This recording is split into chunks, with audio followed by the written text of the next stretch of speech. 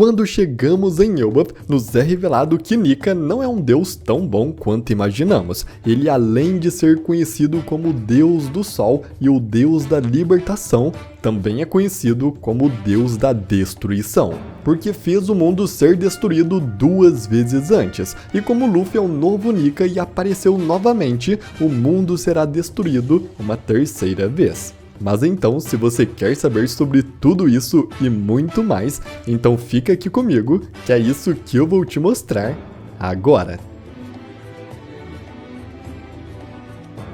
No capítulo 1136 de One Piece, os gigantes de Elbaf nos contaram mais sobre a lenda de Nika. Road nos explica que o sonho de todos os gigantes é se tornar o deus do sol para governar o mundo. No entanto, a definição do deus do sol não é a mesma para todos. Algumas pessoas pensam que ele é o deus da libertação, outros pensam que ele é o deus da destruição, e ainda alguns outros mais pensam que ele é o deus das risadas.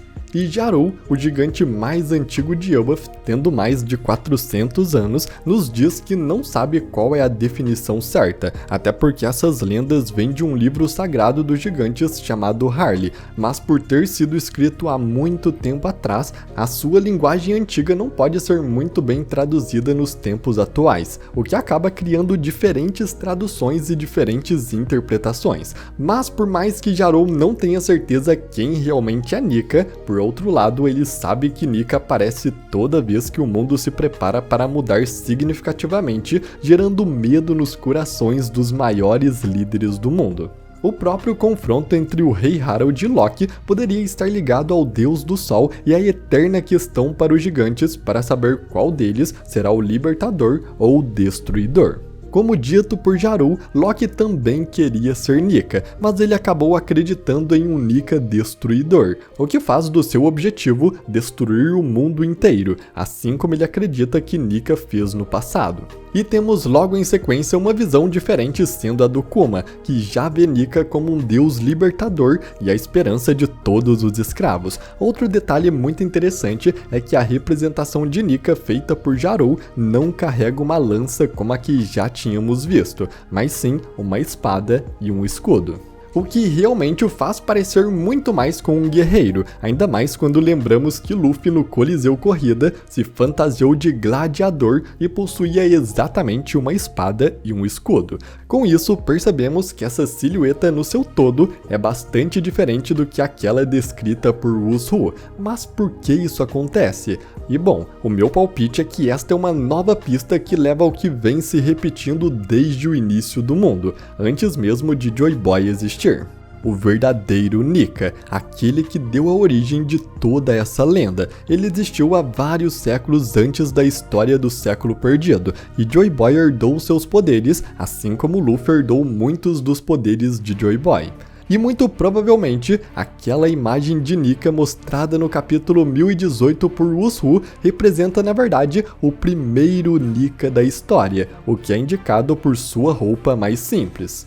Já a segunda imagem de Nika, que aparece no capítulo 1136, é o segundo Nika, podendo até mesmo ser o próprio Joy Boy. Talvez até mesmo quando Joy Boy for completamente revelado, os veremos lutando com espada e escudo, e aquela imagem de Nika da representação de Jarou pode ser Joy Boy justamente pela linha de fumaça ao redor de seu corpo, que como já vimos, Joy Boy possuía, mas a primeira representação de Nika não possui. Esta é uma característica das frutas Zoans despertadas, como vimos com Luffy quando ele assumiu a forma de Nika, e como a representação de Nika do capítulo 1018 não a possui. Isso nos indica que ele pode ter sido o Nika original, o primeiro de todos que não precisava de fruta para adquirir o seu poder. Ele era naturalmente o Deus do Sol. Já agora o terceiro Nika que temos no mundo é Monkey D. Luffy. Agora, pelo fato de que há tantas definições deste deus do sol, até porque alguns o veem como um portador de caos e destruição, já outros o veem como um salvador, pode ser que Nika não seja necessariamente uma entidade totalmente positiva, e essa não é uma ideia completamente fora da realidade para se pensar. Então eu pensei que como existem 3 Nikas, sendo Nika original, Joy Boy e Luffy, e como também existem 3 definições que eles possuem do Deus do Sol, pode ser que na verdade cada um represente uma de suas definições. Nika original é quem ri, sendo o Deus da risada, que está na origem da lenda do Deus que faz as pessoas rirem. Nika do Joy Boy seria o Nika da destruição, já que foi na sua época que o mundo realmente foi destruído enquanto ele lutava contra o governo mundial. Como Vegapunk já nos contou que a consequência desta batalha foi o mar subindo 200 metros, e finalmente o Nika de Luffy seria o da libertação, porque Luffy liberta as pessoas. E quando eu pensei nisso, tudo parecia legal, até porque faz sentido pensar desta forma, mas ainda assim temos um grande problema, porque libertação, destruição e risadas são características de todos os Nikas da história, seja lá qual for a sua forma. Podemos começar com Luffy, ele liberta as pessoas, mas ele também destrói. Em quase todas as situações, ele sempre parece fazer a coisa certa e sua moralidade nunca é questionável, como por exemplo, ele dá muito valor à amizade e à confiança, mas também a algumas situações, como quando ele bate na Vivi, que mesmo sendo por um bom motivo, não é algo que um deus puramente bom faria. Luffy também já deixou bem claro que ele entende o que é um verdadeiro herói e como ele não quer ser um deles, porque o herói divide a comida, e ele quer tudo para si. Além disso, a Madame Chiarly também profetizou que um homem com um chapéu de palha destruiria a Ilha dos Homens Peixes, e como Chiarly nunca erra suas previsões e não há outra pessoa com um chapéu de palha na história, o Luffy ainda mostrará o lado da destruição de Nika no futuro, seja pelo bem ou por consequência de uma batalha como aconteceu com o Joy Boy no Século Perdido. Além disso, Luffy também ri e traz alegria a todos em sua volta. Logo, o Deus Nika do Luffy possui todas as 3 características: salvação, destruição e risadas. E isso também se aplica a Joy Boy. Sua batalha pode ter destruído o mundo todo, mas ele ainda prometeu salvar os Homens Peixes e deixou os Poneglyphs no mundo justamente para salvá-los no futuro. King, um Lunariano, também carregava a esperança de que Joy Boy o salvaria, mostrando que Joy Boy foi um libertador de raças oprimidas, como os Homens Peixes e os Lunarianos. E quando Roger e seus piratas chegaram na última ilha e descobriram a história de Joy Boy, eles riram muito, a ponto até mesmo de chorarem. Logo, não existe vários Nikas com definições diferentes. Na verdade, todos eles têm características pela qual traz risadas para todos, como sua aparência e gestos patetas ridículos. Ele liberta os oprimidos, tocando seus tambores da libertação, e ele também traz destruição. Ele destrói mundos corruptos para os construir novamente. Um ponto específico mencionado pelos gigantes enquanto diziam sobre sua mitologia é que o mundo já foi destruído 2 vezes, e se esse for realmente o caso, o Oda acabou adicionando mais um evento importante na cronologia de One Piece, sendo a primeira destruição aquela que aconteceu durante o Século Perdido com Joy Boy lutando contra os 20 reis fundadores do governo mundial, mas ele também adicionou um outro mundo destruído, um mundo muito mais antigo do que o de Joy Boy, que remonta a várias centenas ou mais de milhares de anos atrás. Ele é o segundo mundo mencionado pela mitologia dos gigantes, e este mundo foi destruído pelo Nika original.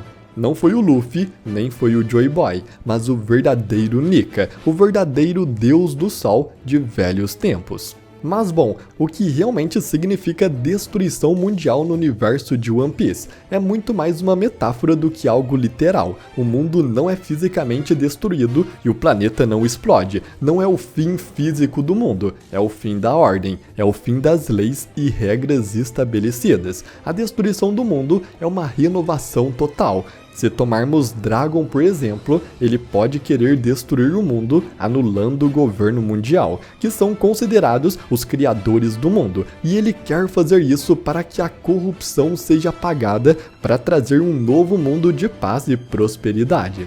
E claro que com uma mudança no mundo, uma guerra será necessário, e então haverá muitas mudanças geográficas. Vegapunk explicou que a Guerra do Século Perdido remodelou o mundo em todos os sentidos, especialmente após a ascensão do governo mundial. Isso é o que realmente é a destruição do mundo. Está acima de tudo, tem que atingir aqueles que estão no controle atual e fazê-los cair.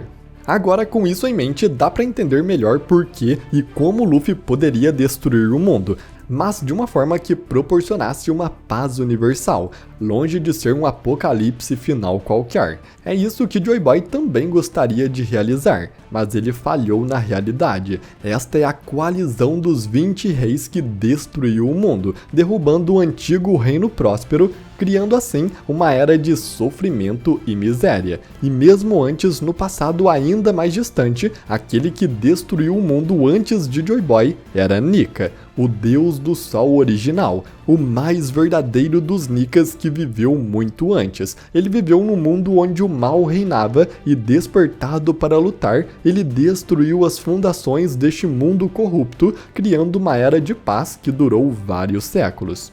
Mas infelizmente, esta era de paz foi selvagemente interrompida pela coalizão dos 20 reis, que mais tarde se tornou o governo mundial, espalhando terror no mundo. Assim, a nova reencarnação de Nika tentou impedi-los. Esse era o nosso famoso Joy Boy de 800 anos atrás. Já hoje, todos esses séculos mais tarde, Luffy cumprirá a vontade que repousa sobre ele, a vontade de Joy Boy, que falhou, mas também a vontade do Nika original, que criou a forma e os poderes que ele tem hoje. O mundo foi destruído 2 vezes, e em cada uma das vezes, Nika acordou. E esta é a razão pela qual Garou especifica que aqueles que estão no poder do mundo temem a aparência e a volta de Nika. Luffy despertou um poder antigo e terá que realizar a última destruição do mundo ao derrotar o governo mundial. É um ciclo perpétuo que certamente nunca irá parar, mas a próxima paz e destruição do mundo está próxima. E Luffy é o guerreiro libertador que a conquistará.